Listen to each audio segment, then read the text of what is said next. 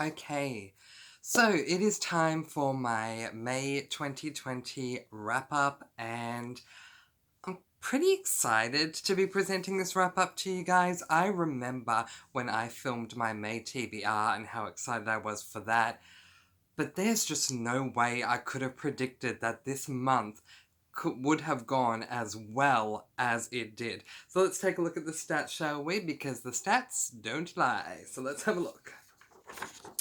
First of all, to my stars, and as you can see there, I have 8 5-star books, I have 2 4-stars, 1 3-star, 0 2-stars, and 0 1-star. Pretty impressive. To my genres then, and for genres, we have 11 books that I read this month. So we have 6 fantasy, 3 dystopian, 1 psychological fiction, and 1 paranormal. And to the age groups, we have 5 young adult, 2 adult, 4 middle grade, and for the pages, we have 2 tomes, 2 tomes and 9 half tomes, sorry. Yep, 2 tomes and 9 half tomes, that's incorrect. And the total number of pages read for this month is 4,278, which roughly averages out to about 138 pages a day. That is the average. I had days where I read less than that, and I had days where I read a lot more than that, and those stats do not include the 2 books that I did attempt to read and then ended up DNFing. Speaking of DNFing, we're going to open up this monthly wrap with the 2 books that I did DNF this month. I started off my May TBR having 13 books on that TBR, and 2 of them did not survive. So what were they, and why were they DNF'd? The first book that I DNF'd in May of 2020 was this book, The City We Became by N.K. Jemisin. Now, this was a book that was included in my box of books that I delivered from my bookstore, who are incredibly generous, and they throw in a couple of freebies when they deliver to me, and this was one of them. So the blurb on the back got me really excited to read it, but I did not get that far at all, because honestly, something about this book that's really hard for me to pinpoint right now, but there was something about this book that felt very, I don't know, it just, it didn't sit right with me. So I had to stop this book. I had to DNF this book. I think I got about 2 or 3 chapters in, so not that far at all, but I just couldn't keep reading it because it just didn't sit right with me. That's nothing, it's N.K. Jemisin. I'm not saying N.K. Jemisin's a bad writer, it's just that this book was not for me. It just wasn't sitting right with me and my own personal tastes. The second book that I DNF'd this month is a massive disappointment to me, because I went into my May 2020 TBR incredibly excited about this book and gave it a really long intro, and then ended up, sadly, DNFing it. It is The Shadow of What Was Lost by James Islington. Okay, so, reason for why I DNF'd this book, it was so boring. I'm sorry, but it really was. You guys, I pushed myself to keep going with this book, and I got halfway through this book before I checked to see how far I'd gotten, because I thought, I've probably gotten about 3/4 of the way through by now. No, only halfway, and that was enough for me to say, no, I need to DNF this. This is just not working for me at all. This is an incredibly long book. It is 693 pages long, so yeah, it is 193, very close to 200 pages over being a tome, which makes it incredibly close to being a tome and a half. So to say that I got halfway says a lot. I gave this book a good 300 to 350 pages before I did end up DNFing it. But you guys, there was just nothing grabbing me in this book. The characters, I found them to be really boring. I found the premise to be really boring. Then I found out they were going on a quest, and really, I am not a fan of the whole quest trope unless it's done incredibly well and from start to end, if the author can keep me captivated by making it surprising, having twists and turns, and having it, just making it a really exciting adventure, then it will work for me. But otherwise, I'm just not a fan of questing tropes. Anyway, so the plot, the characters, nothing was working for me. And after a 350 page slog, I had no choice. I had to DNF this book. So it's sad because I really was looking forward to reading it, but I'm not going to continue reading another 350 pages of a book that is boring me after 350 pages. Alright, so let's move on. So now we're going to spend the rest of my monthly wrap-up talking about the books that I did read this month, and keeping on with how I did things with my last monthly wrap-up, the one I did for April, I'm going to read these books in chronological order of when I read them rather than reading them in star rating order. So we're going to start off with the very first book that I read in the month of May 2020, which was this book, Harry Potter and the Sorcerer's Stone by J.K. Rowling. This is a middle grade fantasy book, and I gave this book 5 stars. It was a wonderful way to begin my birthday month of reading by going back and not only reading a Harry Potter book, but the very first book in the Harry Potter series. I love this series so much. There is so much magic. The characters are amazing. The plot is wonderful. It's really hard to fault this book at all. And it's a very popular series, Harry Potter, so if you haven't picked up the book before, or this book, or the series, I do recommend it because they are really, really good. If you love magic, you're more than likely going to love this series, and they're really easy to read too. The writing style is incredibly easy, so nothing should be stopping you. Go to your library and pick up a copy. I definitely recommend it. It was amazing. 5 stars. What a way to open up my month. The second book that I read in May of 2020 was The Hunger Games by Suzanne Collins. Now, this book, oh my gosh, I knew nothing about The Hunger Games going into this book.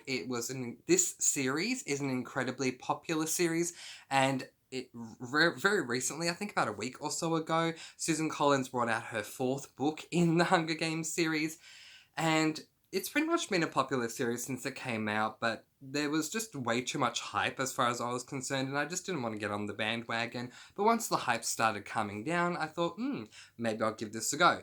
Not only had I not read the series, but I hadn't watched the films. I knew nothing going into this book, and I am so glad that I knew nothing going in, and that I waited until this month to read it, because it was the perfect time. I had just started falling in love with dystopians, and this is I think it's a YA dystopian. Yes, it is. A YA dystopian.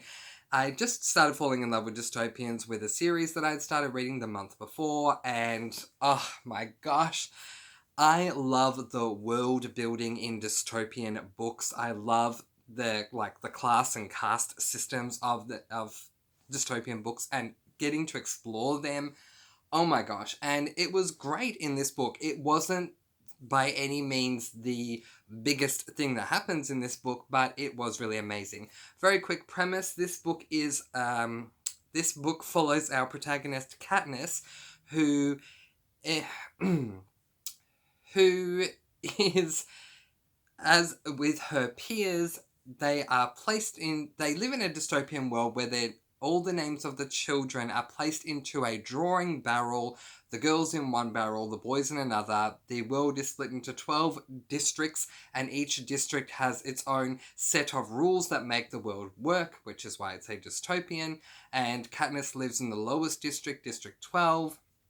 Basically what happens is that on Reaping Day, 2 names are drawn out of the one name from the boys' barrel and one name from the girls' barrel of every district, which then ends up producing 24 children who will go into an arena and basically then go into a battle to the death where there can only be one winner.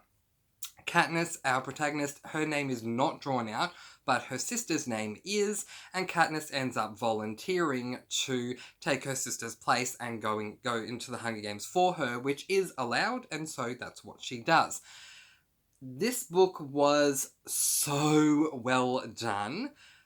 Once Katniss had volunteered and it became official that she was going into the Hunger Games, I had some selection vibes for the first half of the book as she prepared for the Hunger Games.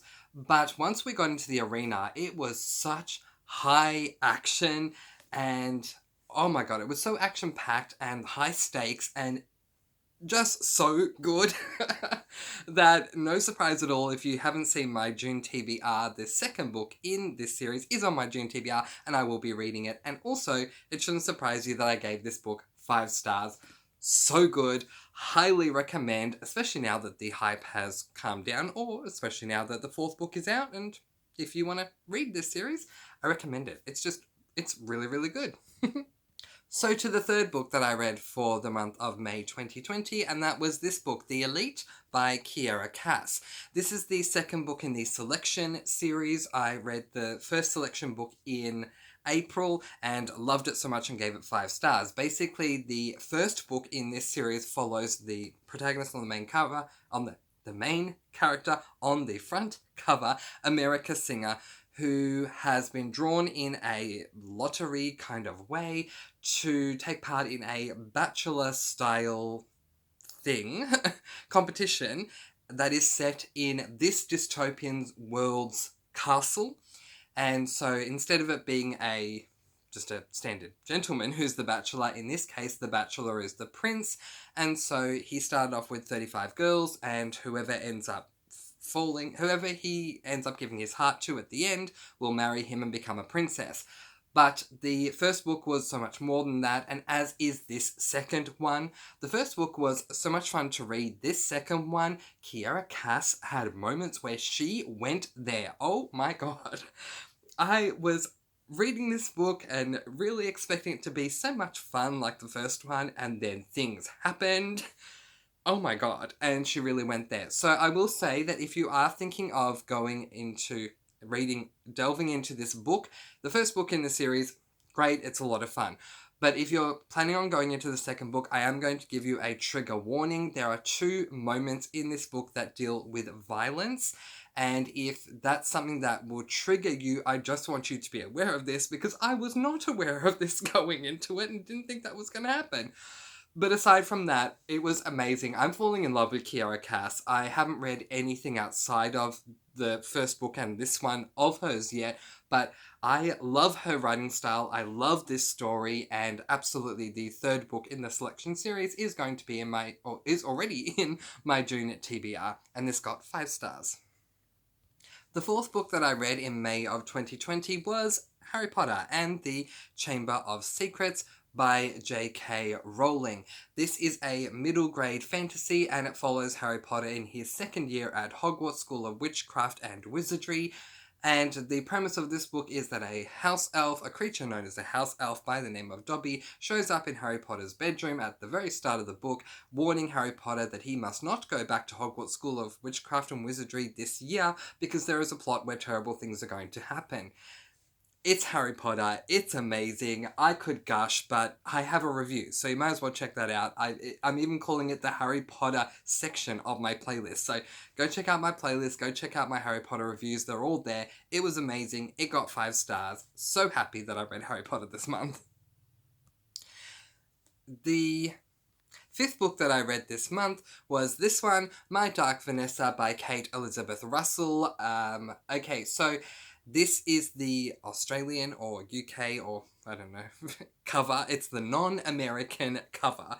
I much prefer the American cover. Feel free to go and look that one up online, then come back to this video and compare and contrast. I'm sure you would agree the American one is better, but I couldn't get access to a copy of that one. But now let's talk about the book. This book is I didn't check, sorry. It is an adult psychological fiction. It's the only psychological fiction I've read this year. And it follows our protagonist, whose name is Vanessa, in 2 separate timelines. It follows her while she is in high school at a boarding school dating her professor in one timeline, and in the other timeline it follows her as an adult once she's out of that relationship. Basically, the point of this book, even though it is a work of fiction, was to really shine a light on what can happen when inappropriate relationships, such as this one, where the age gap is so huge and there is one of the people in the relationship is in a position of power, what can happen. And Kate Elizabeth Russell really brought this to life in a very big way. It does deal with the sexual R word that I can't say on YouTube. It does deal with that quite heavily, so please be warned, there are many trigger warnings for this book because our protagonist goes through so much abuse, physical, verbal, psychological, you name it. She goes through a lot of stuff. It is really powerful, really impactful, and I really appreciated that Kate Elizabeth Russell went there and she didn't hold back. She interviewed two girls who went through something like what Vanessa went through to get a really firm grasp and a firm idea of how to go about writing this book, and you can tell it is a no holds barred account, even though it's a fictional book, account of what happens in these situations. So this was never going to be a fun book for me to read, but it's an important book to read, and I really did appreciate this book so much. I did give it 5 stars. It's really good. Trigger warnings are plenty because of all of the abuse, but it's a really good book and deserved all the 5 stars that it received. So to the 6th book that I read in May 2020, and that was Harry Potter and the Prisoner of Azkaban. Going into this book, this was from what I could remember, the last time I read the complete series as a whole, which was quite a few years ago, this was my favourite book going into the reread, and it proved to be just as wonderful this time around as it was the last couple of times I've read it. So the premise of this book is that Harry Potter now goes into his 3rd year at Hogwarts School of Witchcraft and Wizardry, where there is a mass murderer on the loose, and get this, he's coming after Harry. So, and I don't think that's a spoiler because it's basically in the blurb. So, and he's coming after Harry. I love this book so much for so many reasons that I don't want to give away. But yeah, suffices to say, even with all the other books that I've read this year and that I've read since the last time I read this book, it still holds up to this day. It got 5 stars. You can see how I had an amazing month of reading. But then came the 7th book that I read this month, and the 7th book that I read this month was Percy Jackson and the Lightning Thief by Rick Riordan. The reason that I picked up this book was because a couple of months ago, I think it was in March, I read another one of Rick Riordan's series, which is the Heroes of Olympus, The Lost Hero, the first book in the Heroes of Olympus series. I loved that book so much that I planned on reading the 2nd book in that series, but then I found out that that's actually taken from, it's a side branch series to this world, the Percy Jackson world. So I thought I could either read the 2nd book in that series or read the 1st book in the original, and obviously this book won. This book was a good book. It follows our protagonist Percy Jackson, who comes to find out that he is a demigod, which is a half human, half god, because he has one of his parents is either a god or a goddess and the other is human, and he ends up going on a quest, and it's filled with a lot of Greek and Roman mythology, and it is really amazing, just like the Heroes of Olympus, The Lost Hero does as well. However, if this is the first book that Rick Riordan wrote, then I can tell the difference between the Heroes of Olympus, The Lost Hero and this book.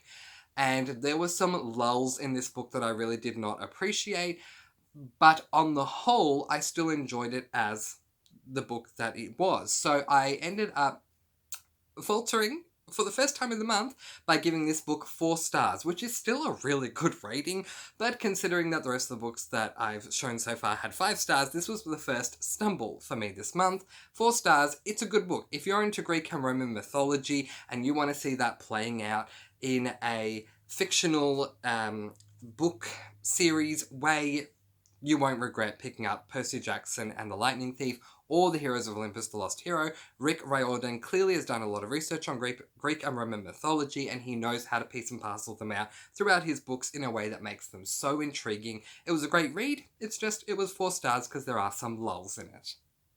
The 8th book that I read this month was Divergent by Veronica Roth. This book is My apologies, just quickly, this book is a middle grade fantasy, just in case you're wondering.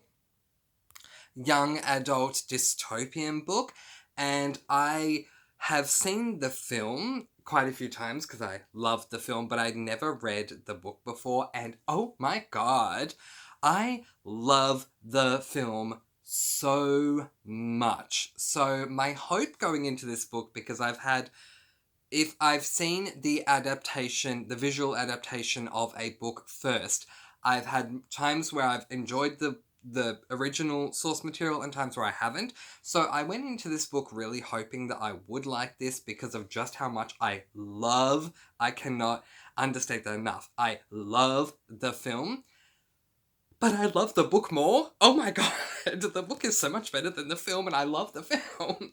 If I could have given this book 10 stars, I so would have. Basically, the premise of this book is that it follows this lady here on the cover, Tris Pryor, who, in this dystopian world, she is living in a faction. The world is split up into 5 factions where everyone needs to live in one of the factions, or they are factionless, but the majority of them live in a faction. And at the beginning of the book, everyone who is of age goes through a course of testing to determine which faction would be the best faction for them to live in, whether that's the one that they were born into or whether that's transferring to another one.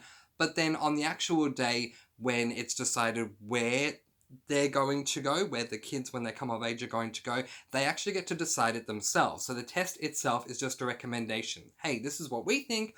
But now that you know what we think, you still need to decide what you think is going to work for you, because once you make that choice, you cannot go back. Turns out, Tris is not one of them. She tested positive for many of the factions, which is not common in this world.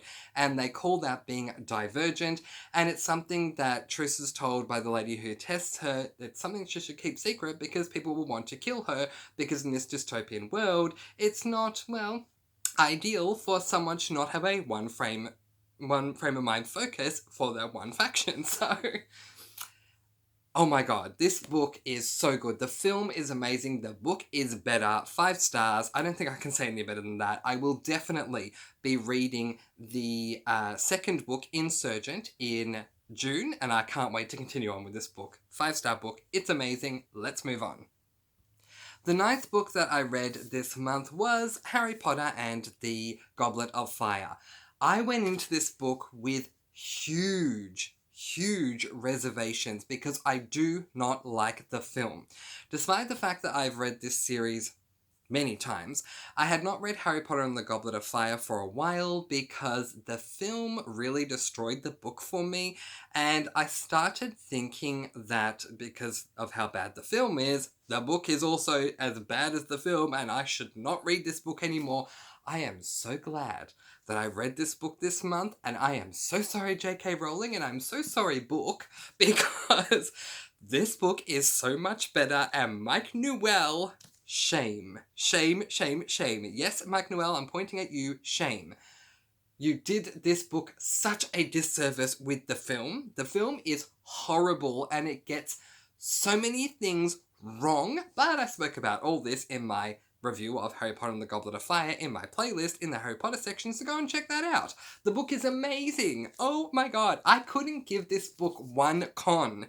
Everything about this book is so good, and I have to find a way to reread this again before the end of the year because I owe it to this book that I've just shoved aside for no reason other than I don't like the film, and oh my god, the book is amazing. So I gave this book 5 stars. I will be continuing on with the Harry Potter series in June, so you can check out my June TBR for that to see when I'm reading which book, but so good, and it was my final 5-star that I had for the month of May. Yes, you heard me correctly. Harry Potter and the Goblet of Fire was the final book that I gave 5 stars to, which means that the next 2 books I'm going to show you were not 5-star books, which falls short from the average for this month. And it's sad because these are series that I have grown to love. But let's talk about them. The 10th book that I read this month was the 4th book in the Vampire Academy series, Blood Promise. This series focuses on the protagonist Rose Hathaway, who goes to vampire school. Basically, think Harry Potter and Hogwarts, but instead of it being witches and wizards and Hogwarts school, it is vampires, royal vampires, and guardians at Vampire Academy. So, same kind of setup as Harry Potter, but it's in a vampire world. Rose Hathaway is training to become a guardian to a royal vampire, because at this school there are royal vampires and then there are guardians. So all the guardians are training to guard a royal vampire. It just so happens that Rose Hathaway's best friend, Vasilisa Dragomir, is a royal, and so she wants to be her guardian, so she's training to do that. It's a good series. The first 2 books were 3/4 meandering, and the climax was, really, really good, so that motivated me to keep going. The 3rd book was amazing from start to end. Page 1 through to the end was so good. This book, oh my god, issues, like there's no tomorrow, and it's so sad because the colour of this book is purple, my favourite colour, and the purple book is the bad book. It's just, oh my god, it's so bad. But anyway, what did I give this book? I ended up giving it 3 stars because of just issues.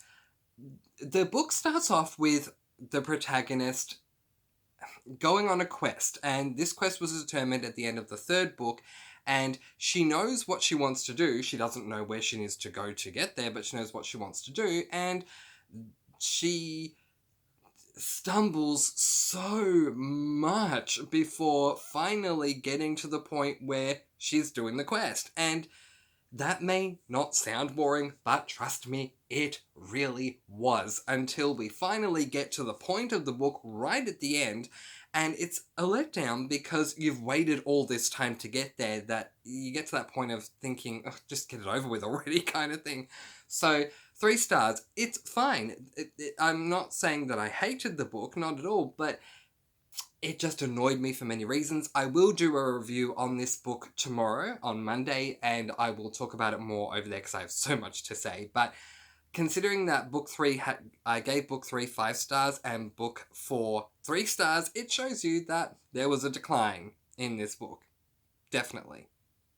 Can't deny it. Not good.